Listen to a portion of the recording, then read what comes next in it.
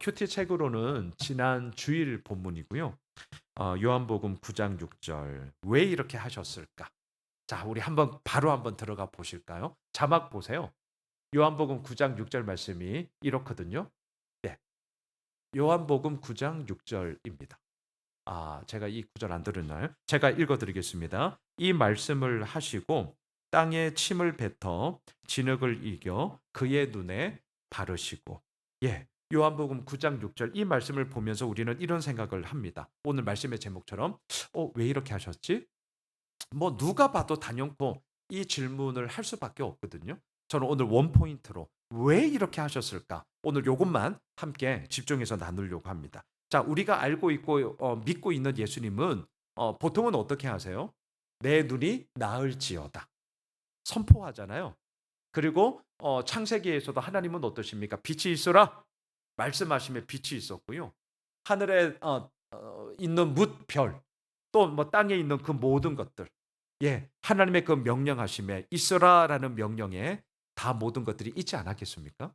그러니까 그 선포 또한 그 말씀, 이 방법이 우리에게는 되게 익숙한 방법이잖아요. 그런데 그렇게 말씀만 하셔도 되는 예수님이 오늘 본문에서 9장 6절 다시 한 번만 띄워 주세요. 땅에 침을 팩 이렇게 뱉으세요. 그리고 이것도 좀 눈에 거슬리는데 그 뱉은 침이 인제 진흙에 이렇게 있으니까 좀 상상만 해도 좀 더럽네요. 양해 부탁드립니다. 물도 아니고 침으로 그 진흙을 이렇게 이겨 가지고 그다음 이제 더 더러운 게 나오는데 그의 눈에 이제 발랐다라는 거죠. 자, 참고로 예수님이 이렇게 침을 가지고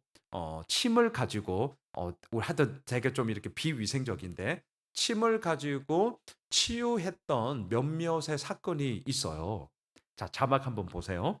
마가복음 7장 32 절로 35 절인데요. 눈으로 봐 주세요. 제가 쭉 읽을게요. 사람들이 기 먹고 말 덧없는 자를 데리고 예수께 나와 안수하여 주시기를 간구하거늘. 그다음 잘 보세요. 예수께서 그 사람을 따로 데리고 무리를 떠나사 손가락을 그의 양 귀에 넣고 그다음에 침을 획 이렇게 뱉어서 이거 더 더러운데 그의 혀에 이렇게 손을 대셨어요. 그리고 하늘을 우러러 탄식하시며 그에게 이르시되 에바다 하시니 이는 열리라라는 뜻이라. 그의 귀가 열리고 혀가 맺힌 것이 곧 풀려 말이 분명하여졌더라. 자, 요때도 침을 이렇게 뱉고 또한 그의 혀를 이렇게 손을 대는 뭐 이렇게 이런 장면이에요. 하나만 더 볼게요.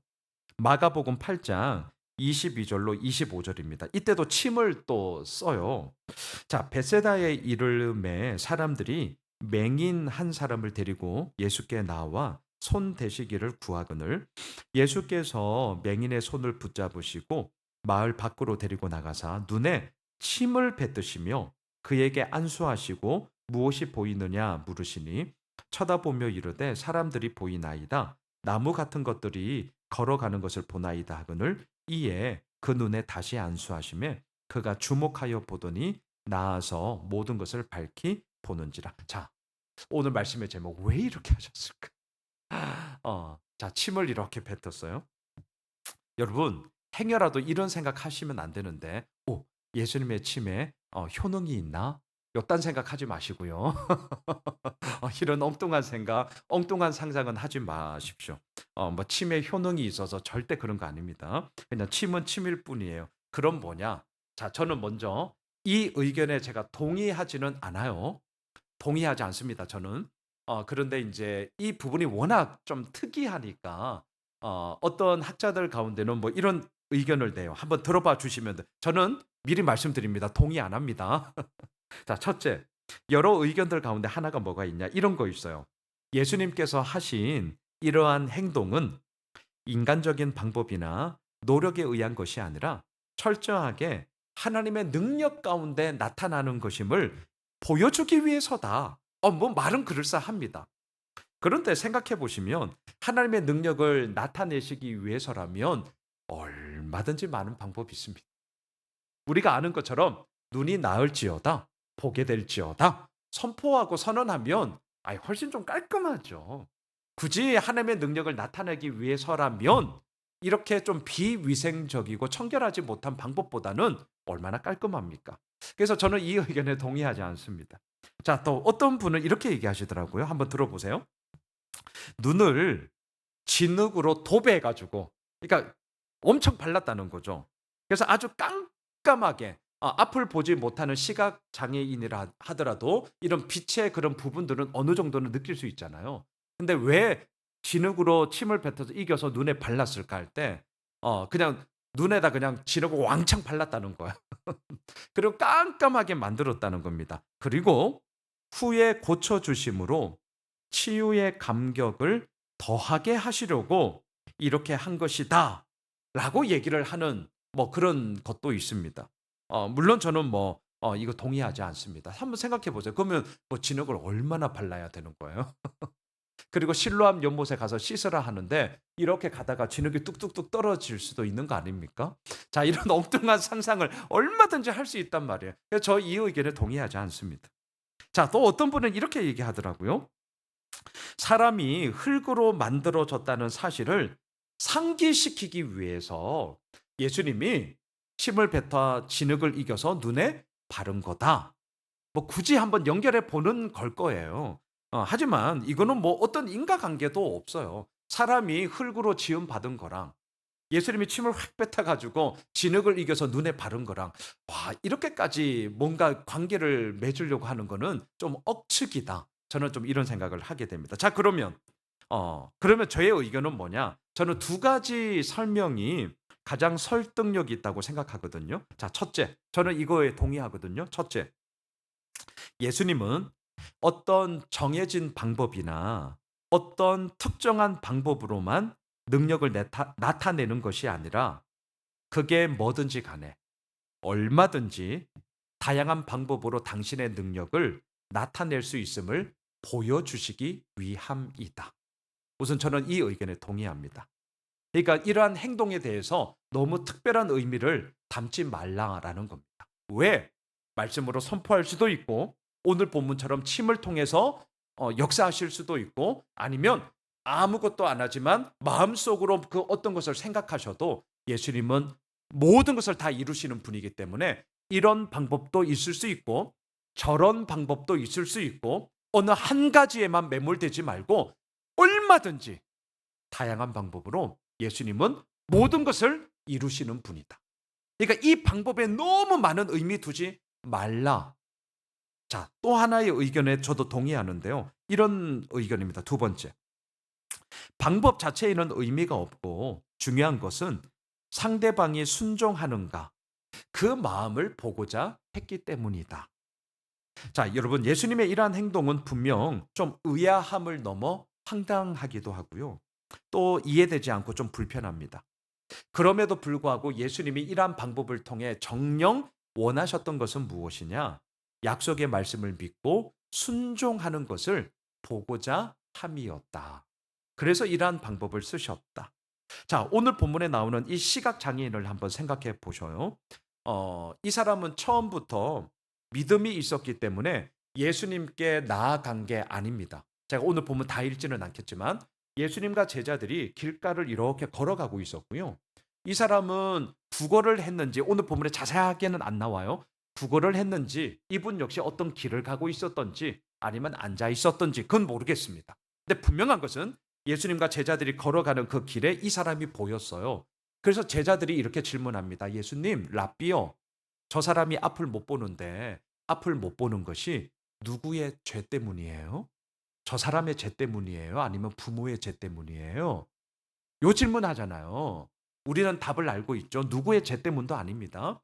하나님의 하실 일을 나타내고자 합니다. 이게 이제 예수님의 답변이셨는데요. 제자들의 이 질문 때문에 이 사람은 예수님의 눈에 보였습니다. 자, 다시요. 이 사람이 믿음이 있어서 이 사람이 예수님을 만나고자 나아간 게 아니라 예수님이 이 사람을 찾아가셨습니다. 찾아가셨어요. 어쩌면 이 사람은 믿음이 없었을지도 몰라요. 예. 그리고 나서 예수님이 일방적으로 아무것도 그 사람이 말하지 않았는데 침을 뱉어 진흙을 이겼고 그의 눈에 발랐습니다. 그리고 이렇게 말씀하십니다. 자막을 보십시오. 요한복음 9장 7절. 예, 제가 네.